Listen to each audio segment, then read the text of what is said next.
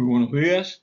Continuamos con los premios Nobel de Fisiología o Medicina y hoy vamos a hablar de los galardonados con el premio de 1939, que fueron dos. Ya otras veces ha pasado esto, ¿no? Comencemos por Frederick Gowland Hopkins, que nació el 20 de junio de 1861 en Eastbourne, Sussex, Inglaterra, y en inglés, y falleció el 16 de mayo de 1947 en Cambridge, Inglaterra también. Pasó de Sussex a Cambridge. Un saltico un poquito importante, porque Cambridge es una población importante en Gran Bretaña.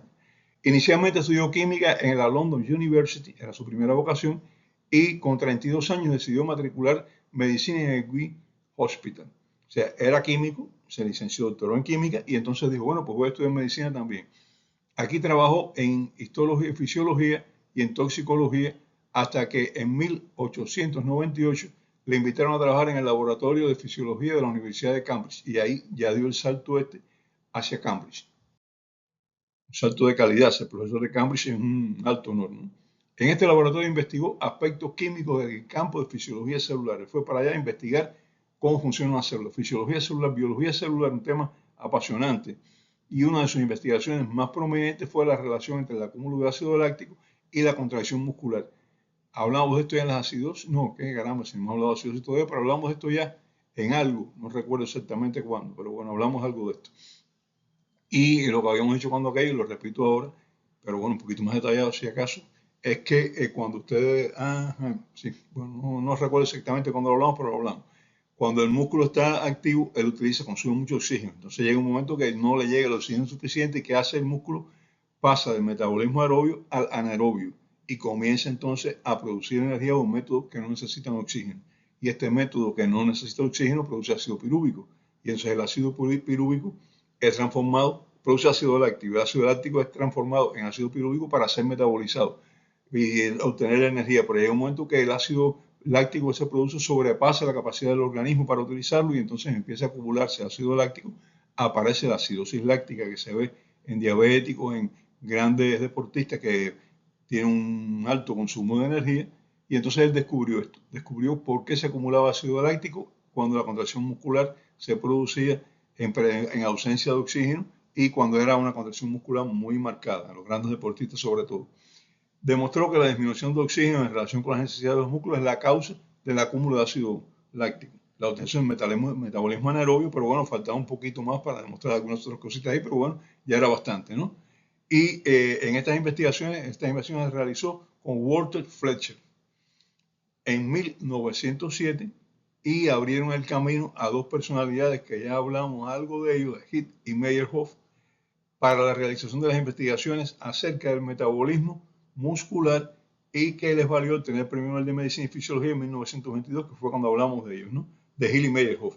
Bueno, hablamos cuando aquello del ciclo de Krebs, hablamos del metabolismo anaerobio de Meyerhoff, la vía de Meyerhoff, que es la vía de metabolismo anaerobio, y hablamos de todo esto ya. Ahí fue donde hablamos. No me acordaba dónde había sido, pues estaba dándole vuelta a los ciclos. No fue los ciclos, fue un premio Nobel, el Premio Nobel de 1922, que hablamos ya de esta situación.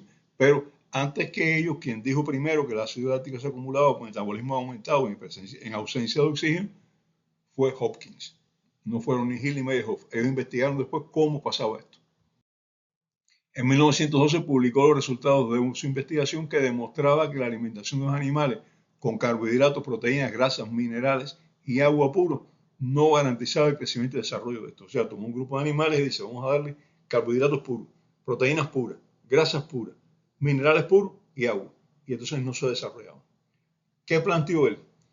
Postuló una teoría. La teoría decía, en los alimentos existen unos factores en cantidades diminutas que no podemos comprobarla, en ese momento no podía comprobar la cantidad, que son esenciales para el crecimiento y desarrollo de los seres vivos. ¿Cómo los llamo? Factores alimentarios accesorios. Y años después, Funk los llamó vitaminas. Hopkins fue el primero que descubrió que existían las vitaminas y otros factores también, pero bueno, las vitaminas básicamente, pero él no le puso este nombre, le puso el nombre de factores alimentarios accesorios. Y fue precisamente Funk, posteriormente, quien ya hizo el diagnóstico, o sea, puso el nombre de vitamina. Durante la Primera Guerra Mundial, Hopkins continuó sus investigaciones relacionándolas con las raciones de guerra y demostró que la margarina tenía menos valor nutritivo que la mantequilla. Pues esas raciones de guerra las que daban a los soldados, también a la población en algunos lugares. Entonces, él dijo que se alimenta con mantequilla tiene menos complicaciones, menos problemas que el que se alimenta con margarina. Entonces dijo, la margarina tiene menor valor nutritivo que la mantequilla. Entonces ya, poco después que pasó, en 1926, se introdujo la margarina enriquecida con vitaminas A y D, porque se demostró que lo que faltaba en la margarina que tenía la mantequilla eran la vitamina A y la vitamina D. Entonces ya al enriquecer la margarina con vitamina A y D se resolvió este problema. Tenía los mismos valores nutricionales. En 1931 descubrió una sustancia que está contenida en los tejidos animales. Él todavía no sabía qué hacía esta sustancia, pero descubrió que había una sustancia que estaba en tejidos animales que fue el glutatión. Es un elemento muy importante de defensa. Vamos a hablar de él dentro de no mucho tiempo en el ciclo de agentes antioxidantes. Vamos a hablar en un ciclo corto, o espero que sea corto, estoy trabajando en él. Y él descubrió la presencia de glutatión en los tejidos animales y dijo, este glutatión es importante en defender a las células, pero todavía no sabía, porque no sabía lo que era el estrés oxidativo y solamente se dio cuenta que era algo que utilizaba la célula para compensar su metabolismo y defenderse. Propuso que el glutatión estaba formado por la unión de dos aminoácidos, el ácido glutámico y la cisteína.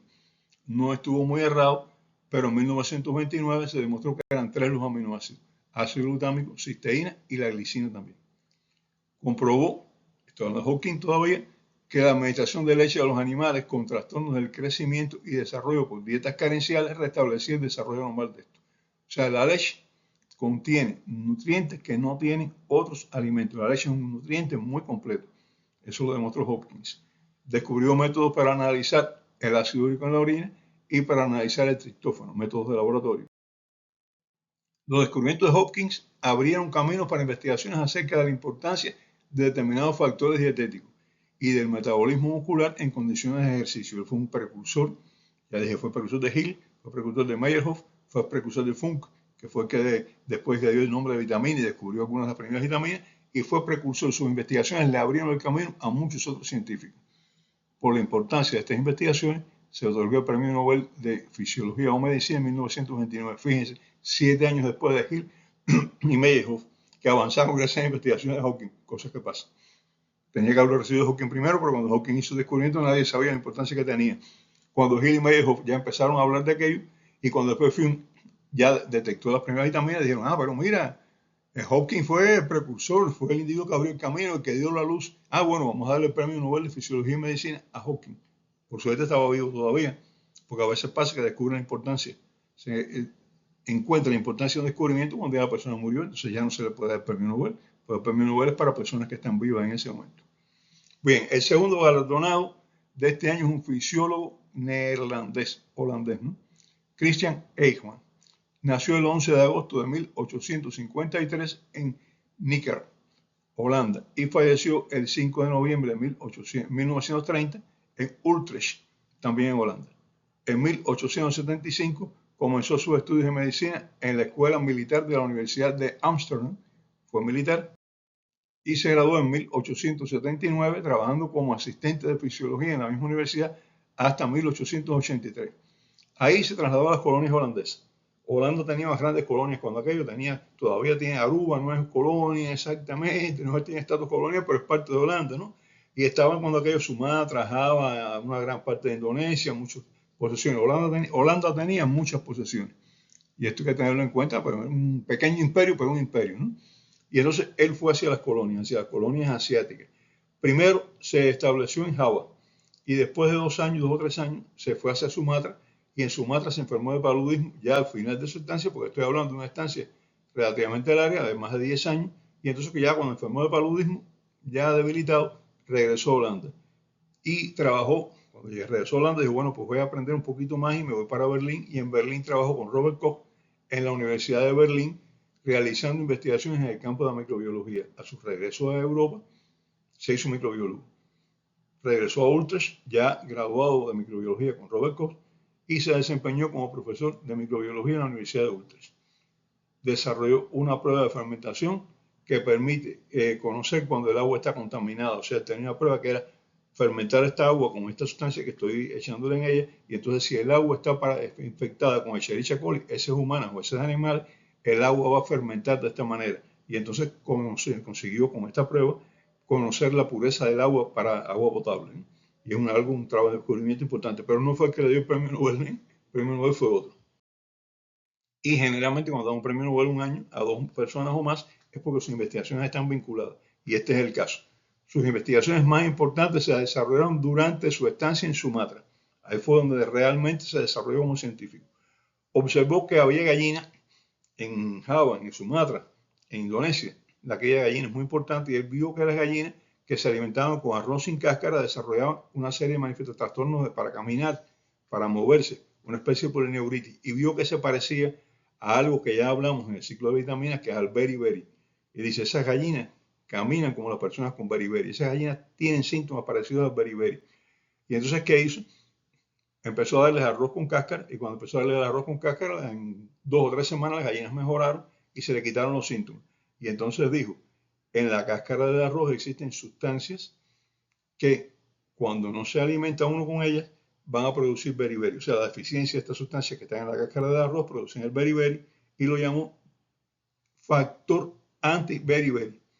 Estas sustancias eran la vitamina B1, cosa que se demostró posteriormente. Pero él no encontró la vitamina B1, pero demostró que existía y que estaba en la cáscara del arroz, que existía una sustancia. Esta fue la primera investigación acerca de estos elementos de nutrición. Casimir Funk, años después, los nombró vital aminas, o sea, porque vio que estaban producidas por aminoácidos y dijo, son aminas vitales, aminas importantes para la vida, esenciales, se necesitan para vivir. Y entonces de vital amina, el término pasó a una palabra nueva, vitaminas. Ya todo el mundo sabe que son vitaminas, son las vitaminas, y eso es así, todo el mundo sabe que es la vitamina, qué cosa es la vitamina, ¿no? Por esta investigación realizada con las gallinas, la demostración que existía el factor antiberiberi en la cáscara del arroz, entonces fue galardonado con el Premio Nobel de Fisiología o Medicina en 1929 junto con Hopkins, los dos. Hoy en día las vitaminas familiares para todos, forma parte del lenguaje popular, no hay problema. Uno va a cualquier lugar y dice enriquecida, la leche enriquecida con vitamina tal, este producto que estamos vendiendo aquí contiene vitamina tal, etcétera, etcétera, etcétera. A veces es exagerado porque a veces no son tan importantes esas, con una dieta balanceada, como cáscara de arroz, no es la cáscara de arroz, es sustancia que tiene vitamina B1, ¿no? Con una buena dieta, generalmente suplementos vitamínicos no son tan importantes, ¿eh? Estas dos personas, Hopkins y Eichmann, realizaron investigaciones que abrieron campo también al descubrimiento de vitaminas, de factores nutricionales, y por tanto se les considera pioneros, en estos campos. Cuando realizaron sus experimentos, pues no se conocían las vitaminas, no se conocía su importancia, aunque se conocían los efectos de su carencia y habían sido descritas las enfermedades. Bueno, llegamos al final por hoy. Los espero en el próximo programa. Hasta entonces. Chao.